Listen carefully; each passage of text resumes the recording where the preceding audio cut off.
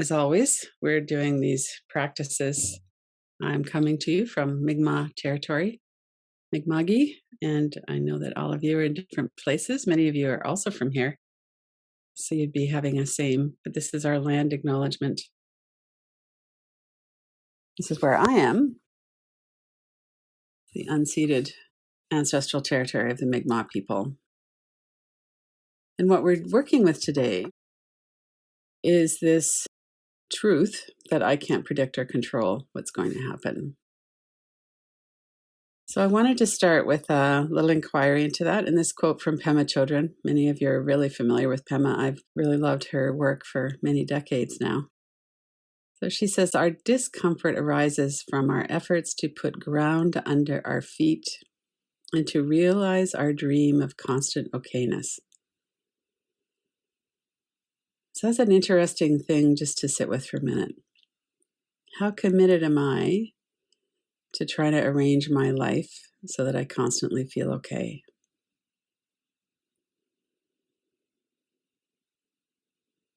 So what has to be here and what can't be here for me to feel okay? And I think as we go through the inquiry, we really see how narrow that range is much of the time. I need to be in good health, the people around me the same. I need to not be grieving a loss, a death, any other kind of loss. I need safety, security. These are all things that our mammal bodies and our higher level and our heart need and want.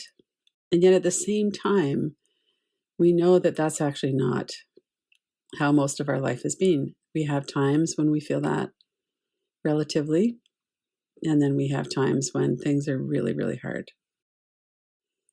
So let's start with the times of when we felt fairly stable, like things were okay. We had challenges. We might have been working through something that was quite difficult. But basically, we had the capacity to meet the challenges and to stay present, just to stay in contact with our higher level mind. We weren't just in fight, flight, freeze all the time. So see if you could bring to mind, as you kind of sift back through your life, there's going to be a lot of that during this class. What were some times when you felt like it was a challenge, but you were managing it?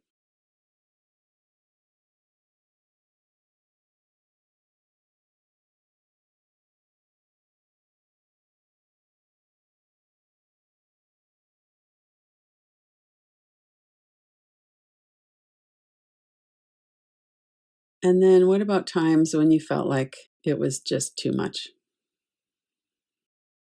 So one of the things I've noticed in my own life is that sometimes it's how much time there is between challenges. So in 2004, I had a really difficult situation with my son's health. And then only a year later, I was just starting to come out of that. I had a situation with my own.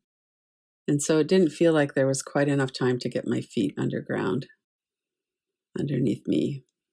And so maybe there's a time challenge. Sometimes it's the intensity of it itself. Some really big loss, some medical condition, loss of a job, divorce. And so as you're kind of sitting with that, stay really present in your body and notice what are some of the things that makes a challenge overwhelming and that makes a challenge hard but manageable. Just let yourself kind of have some memories come up.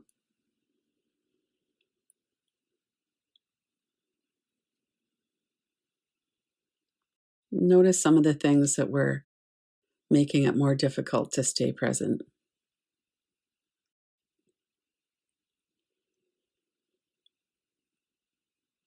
And as you're doing that, notice your body, your breath. Stay really in touch with, I'm doing a practice. I'm looking at some things. I'm asking some memories to come forward. You could have your eyes open. That's often helpful.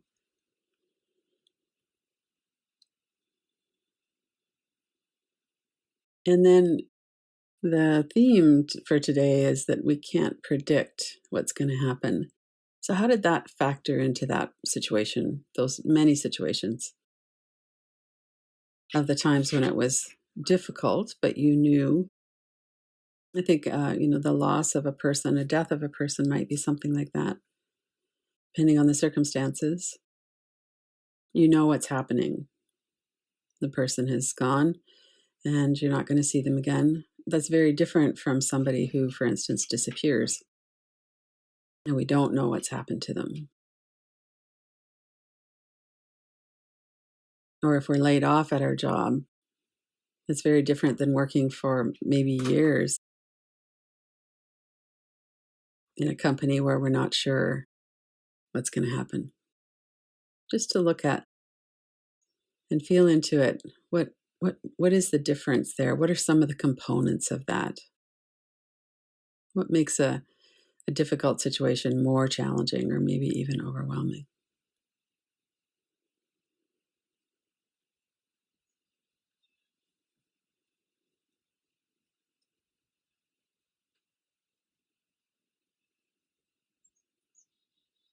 And if you're having a lot of intensity, you could always do some tapping on your forehead. Bring your attention away from the thoughts into the sound and sensation of your fingers on your forehead.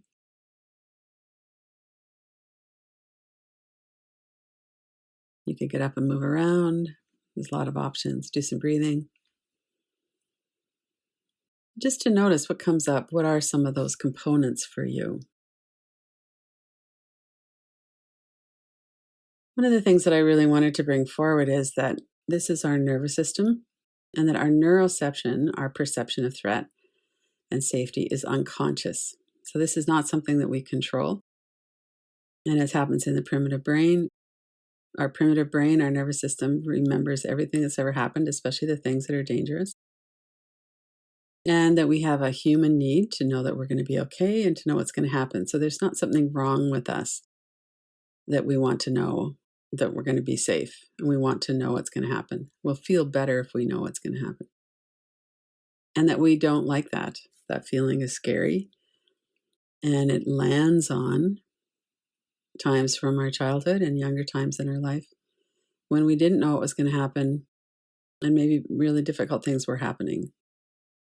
So we all prefer a certain amount of challenge in our life because that's part of what makes it interesting. And we all don't want to be overwhelmed. We want to have the strength and resilience to stay present and grounded so that we can stay engaged.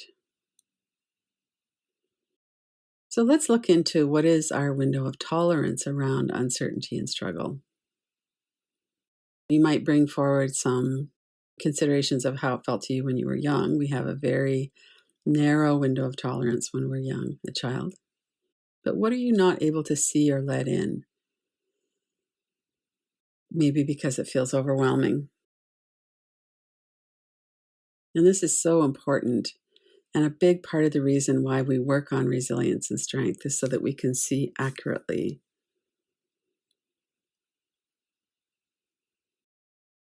And then these 3 sentences, maybe pick one of them that has some resonance for you and just sit with it, see what comes up. I accept that I'm never going to consistently have okayness.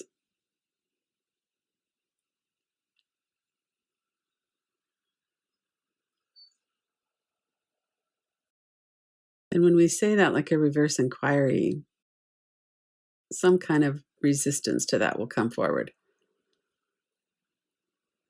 I accept that I'm never going to be consistently feeling okay.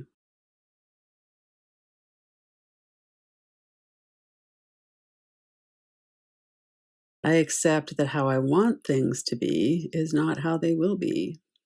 I mean, some of the time it works out that way, but a lot of the time it doesn't. How I want things to be is not necessarily how they will be.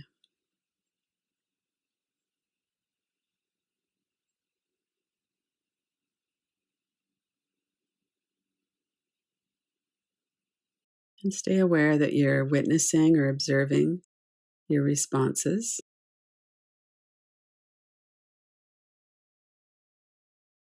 Notice your breath, your body.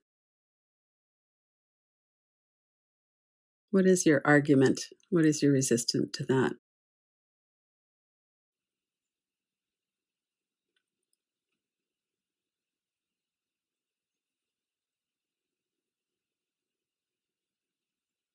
And so, in part, what we're working with is these levels, these layers of who we are. So, on a nervous system level, we're never going to be okay with that. On a higher self level, or more adult, healthier self level, we might not want it to be that way, but we might be able to accept that we're never going to have that state of perfect okayness that would last for a long time, maybe the rest of our life. We're going to die peacefully at home, surrounded by loved ones when we're in our 80s or 90s. That happens for some people, and it doesn't happen for many people. So it's helpful to know, what are the unconscious beliefs? What has to be here and what can't be here in order for me to feel like it's okay?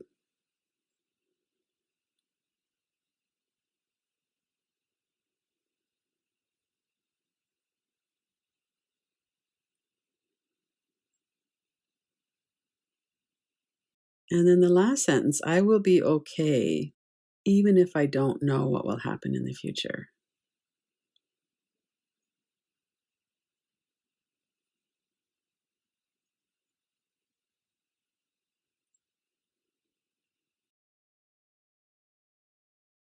So it's like this primitive brain and this part of us that's scrambling around looking for certainty.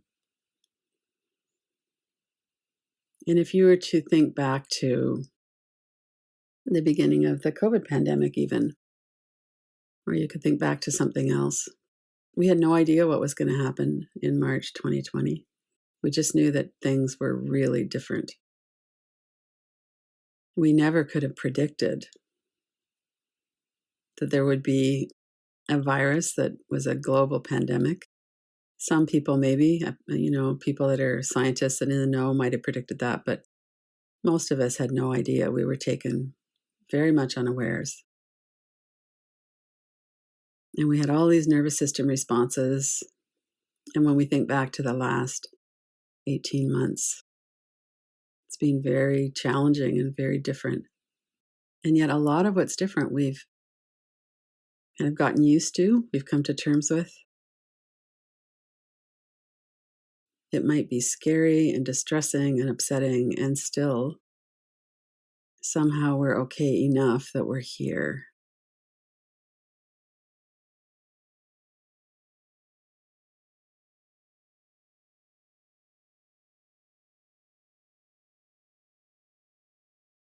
So I suspect that in all of us, there's that child that really doesn't think it's going to be okay, that really wants some kind of reassurance. And there's that healthier adult self that knows, I don't need to get my way all the time in order to be okay. I can handle hard things.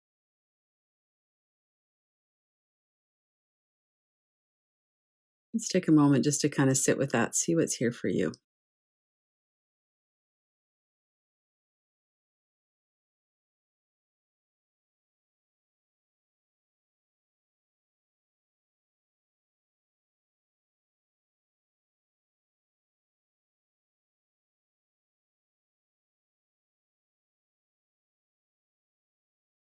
So let's continue this inquiry, but now get a little bit more specific. So if you think back to a major challenge and get kind of the details, how old were you? Where did you live? Who was involved? And it could have been something big, like a betrayal, illness, death, or it could be a more long-term situation, like, for instance, I was a single parent for many years. So when you think back about that, just continue to notice your breath and your body. And as you're remembering, notice that these are coming in as thoughts. There's images, words. So let yourself kind of sift through your memory and come up with something that you want to work with.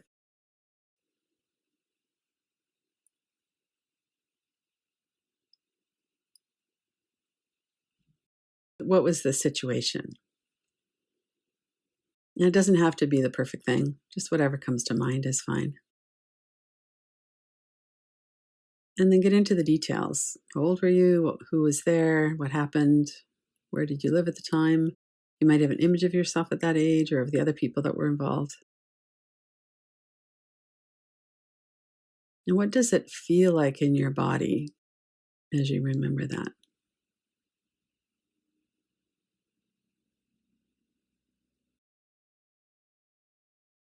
And if it's feeling overwhelming at all, make sure that your eyes are open. You could put images or words on the wall on the other side of the room, put them in a frame. If you're looking like you're looking out of your own eyes at the images or memories, see if you can back up, take a step back, and see yourself in the image as well. We want to remain aware that we're watching, we're noticing or observing images that are memories. We're not actually back there.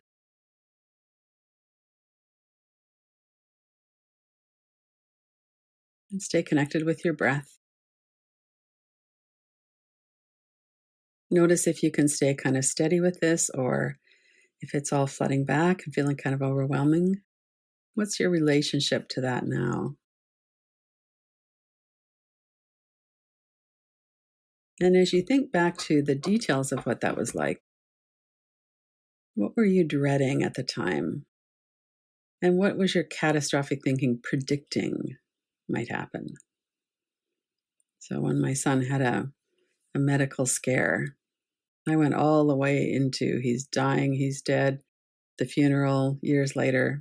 My mind went way into the future, all really hard stuff. And so that's very common that that happens. So notice, what did you predict at the time? See if you can remember. What were you really worried and anxious about? And stay steady. Let yourself kind of go into this part before we move on. What does it feel like in your body? Notice your breath.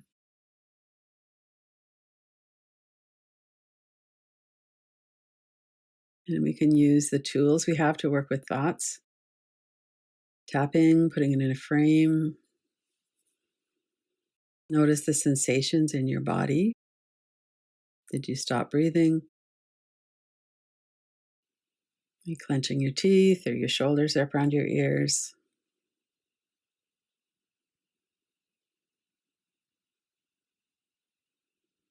What were you really worried about? What were you dreading?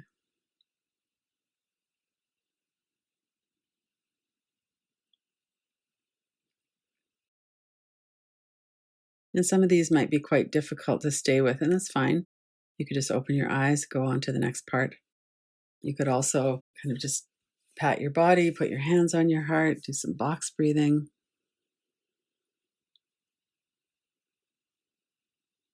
And then move into the next part of the inquiry. How much of what you were worried about actually came true? And did it happen in the way you predicted it would happen? So get a little bit detailed. Yes, I was worried that I would feel really sad and grieving, and that is true. But in fact, over the next several months, it shifted a little bit. I started to notice I was having more good moments in my day.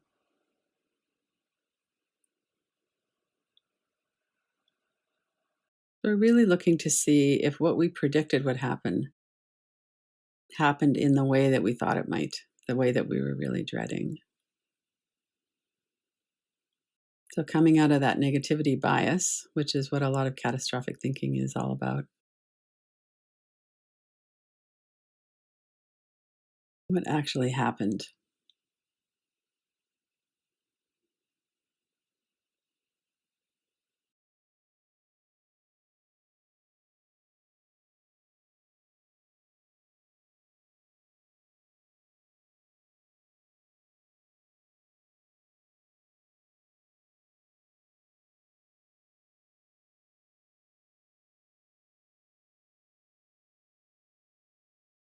One of the things that might be coming to mind are moments of joy that were happening even during that really hard time.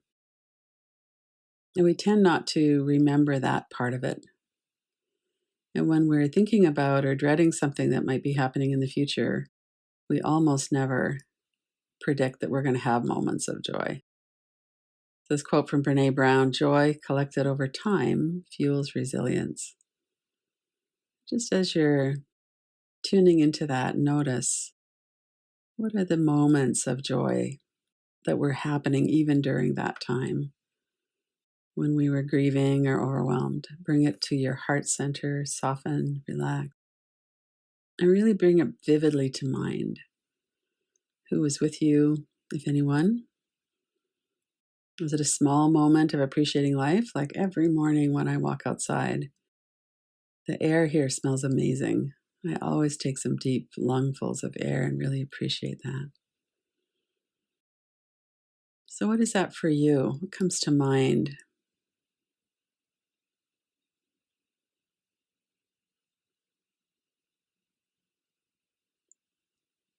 Just attune, put your attention on that for a few minutes.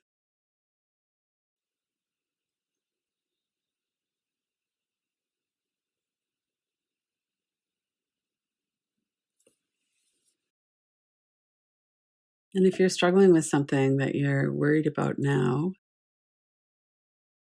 what might be some joy anchors that you could count on? Maybe it's that you cuddle with your pet or you have a favorite place to walk, whatever that might be. Notice in your body how it feels when you remember and focus on that.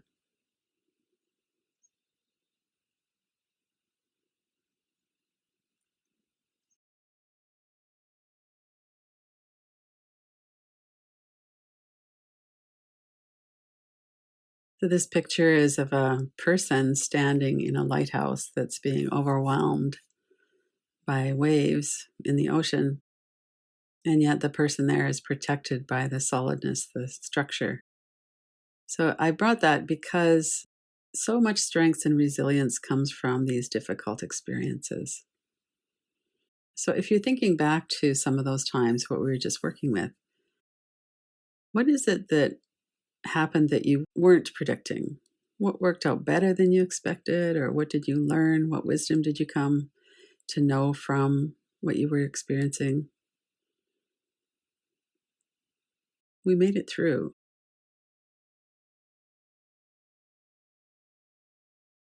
But maybe part of it is that we developed more confidence.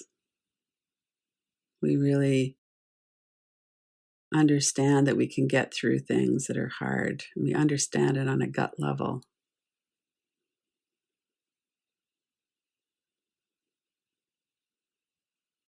Maybe we developed a real kindness. We really developed the capacity to be on our own side.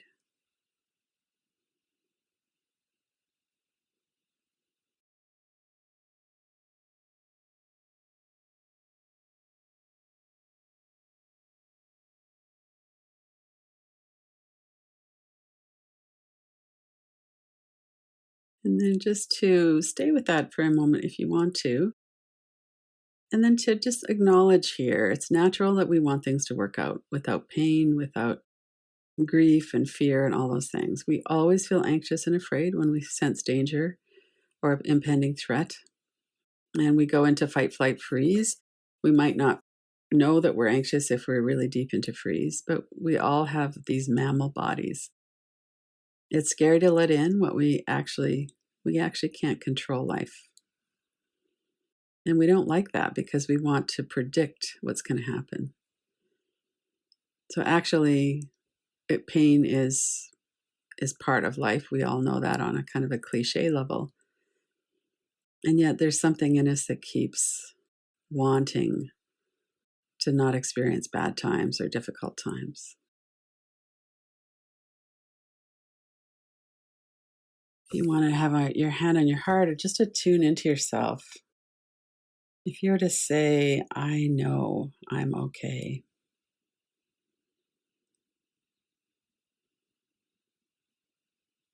I'm strong, resilient, I'm kind and connected with myself and others. It's true, some things are happening and will happen for sure that are difficult, things that I don't want to happen.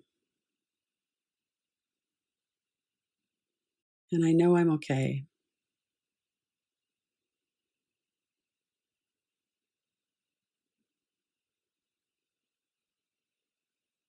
Let yourself breathe.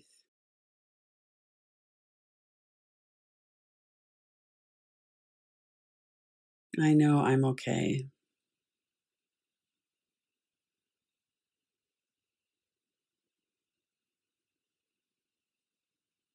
And notice the resistance to that if there is. It's pretty hard to sit here and go, yeah, I'm okay, when maybe I'm really caught up in a worry, or I'm feeling a lot of shame or dread, or there's something really difficult going on. So we're not being artificial about this. We're not suppressing the truth. It's more of an expansion of our definition of okayness. I'm here for myself. I'm present. I have the capacity to perhaps not be 100% present all the time. I'm going to go into fight, flight, freeze. I'm going to get maybe a little bit of the inner critic going, or I'm going to shut down and go into an addiction, or all of those things might still be happening. And when we understand and look through a trauma lens and through a lens of kindness and compassion, let's take a moment to see what's here.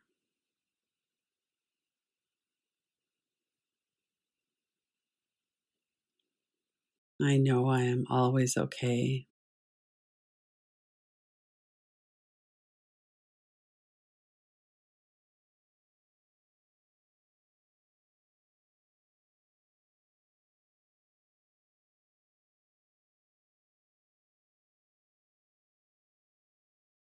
And sometimes there might be a sense of something inside us that's kicking and screaming and having a tantrum and going, no, it shouldn't be this way. And then there's also some other part of us, the steady, mature, higher level brain, heart part that knows and can hold all of that.